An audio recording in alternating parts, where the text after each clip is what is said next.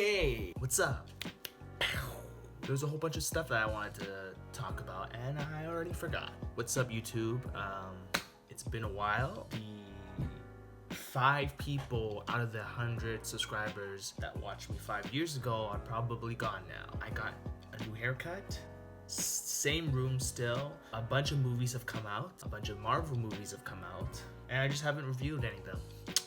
Sorry.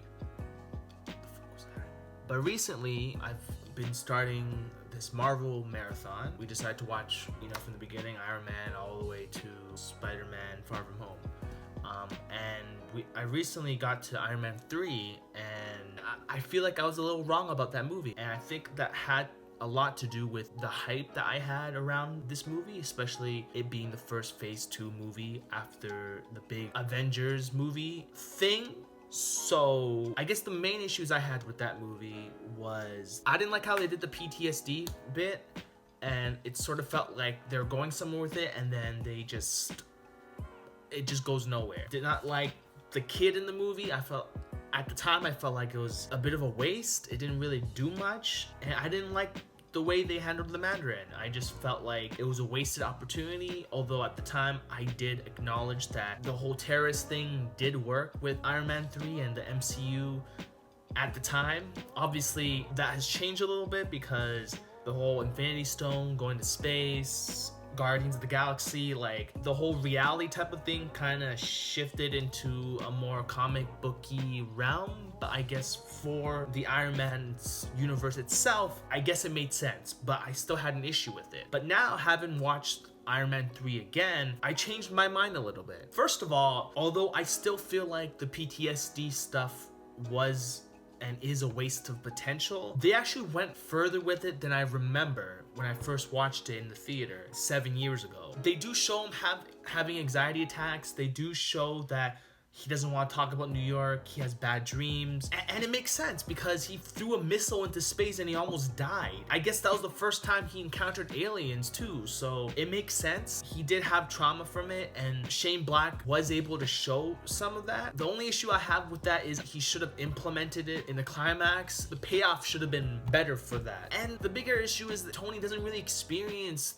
this type of anxiety after Iron Man 3. That's sort of just gone, and I guess you could argue that because he was able to let go of the suits, because he was able to let go of the chess piece, that he was able to finally be okay with everything. But I just felt like if you're going to introduce this in this movie, it should resonate throughout the rest of the MCU for this character. I get the argument that it was resolved at the end of this movie. That's fine. I guess it also works because in the after credit scene, you do see Tony do a therapy session with Bruce Banner. So I guess that was the resolution, and the ideas, or that it's implied that throughout the rest of the MCU, he's been going to therapy sessions, he's been trying to get help, whatever. And I guess Iron Man 3 was just the introduction of Tony's issues. So I guess that makes sense too. It all comes down to me realizing that they did go somewhere with it. Another thing is the whole kid situation. For some reason in my memory, I felt like they spent a majority of the movie with this kid, but not really. He's only in there for a little bit, and his presence does give Tony a good person to have a back and forth with. The kid knows nothing about what happened.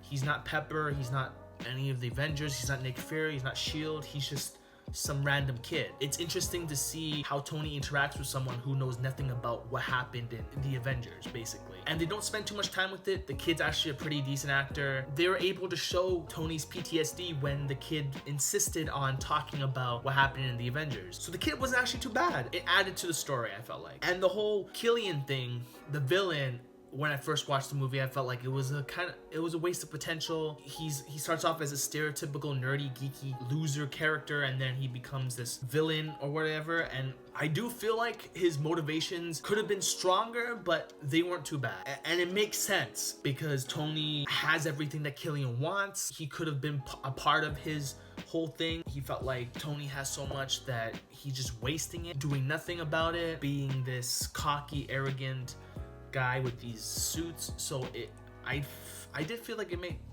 more sense having watched it recently than it did when I first watched it in the theater. But the only thing I still have an issue with, the Mandarin. Again, having watched it again, it makes more sense. It makes even more sense to me than it did 7 years ago about why they went this route, especially with the Killian thing, him explaining that he wanted to be the big villain, but he didn't want to be the face of it. So getting an actor, making him super menacing looking, targeting the president, like it was actually a perfect cover up, and it made sense. But to me, like, I just see so much more potential with this character, especially the way they set it up in the first half of the movie. He's menacing, he's evil, he looks scary, he's mysterious, and Tony invites him to his house, gives him his address, which is still stupid, by the way. He's just so evil looking, and there's so much potential. He could have been the first villain that, first of all, doesn't use the arc reactor stuff, doesn't have a suit. He's just this mysterious terrorist character, and he didn't have to have powers. He could have just been grounded in reality without the magic stuff, but still be the villain that outmatches Tony. Like, I can envision a scene where Tony's finally given up, he's beaten to the ground by this guy, and he has to find some way to overcome it. There's so much potential, and it's just wasted. Again, it makes sense the way they went. I just wish they went the other way with it. But, I mean, Ben Kingsley's performance is still as great as always. I never faulted him for that. I never said that was bad even 7 years ago, so that was fine. And yeah, I mean, I guess the way they went with it didn't piss me off this time when I rewatched it. And just one last note, I just felt like the whole chess piece thing, when I first watched it, it really fucking pissed me off, because I was like, why is he getting rid of the chess piece? Why is he destroying the suits? Is he quitting being Iron Man? That's so stupid. But having rewatched it, I realized that he's just destroying these suits because it was a distraction for him. He was too obsessed with being Iron Man and making these suits because he was avoiding the real issue of him needing therapy, of him having PTSD. It was a symbol of him moving on, moving forward. It doesn't necessarily mean that he's quitting being Iron Man. This is a new phase in his life. So that actually worked for me. And him getting rid of the chess piece, you know, people, even I, like 7 years ago, argued, like, why now? Why all of a sudden he's getting rid of this chess piece? If he could have gotten rid of it, why didn't he do it before? I realized that he kept the chess piece even after he came back from being held captive in the first Iron Man, was because it was a symbol of him becoming a new person. This arc reactor was a symbol of him starting new with Stark Industries, getting rid of the weapons, being a brand new person. And he kept that throughout Iron Man 2 Avengers and a majority of Iron Man 3. And finally, again, going back to him moving on as a new person, he's gone past that. He's ready to embark on the new phase of his life. And he doesn't need the chess piece anymore. He's still Iron Man through and through. He doesn't need this symbol. And it just makes sense, especially if you consider the fact that this is the last Iron Man movie. It's like the perfect conclusion. And I don't understand why I didn't see that the first time I watched it, but I gained a new clarity for this movie, and it just all makes sense for me.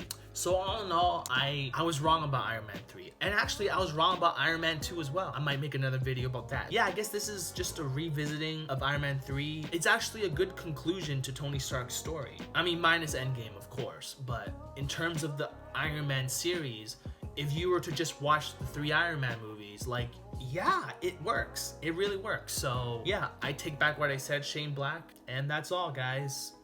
Thanks for having me back. The 0 people that stayed. I don't think anyone even watched our videos anyways. That's just my thoughts. I had to get off my chest. Yeah, all right, peace.